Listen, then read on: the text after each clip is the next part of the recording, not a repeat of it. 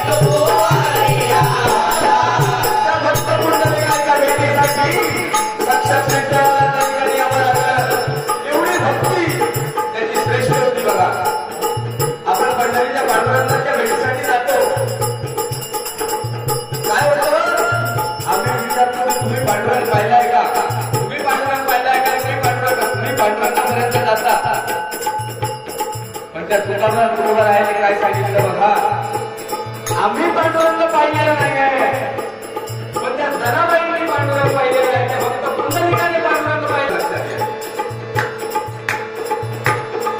त्या भक्त पुंडलिकाच्या भेटीसाठी तो विठ्ठल त्या ठिकाणी आला बघा.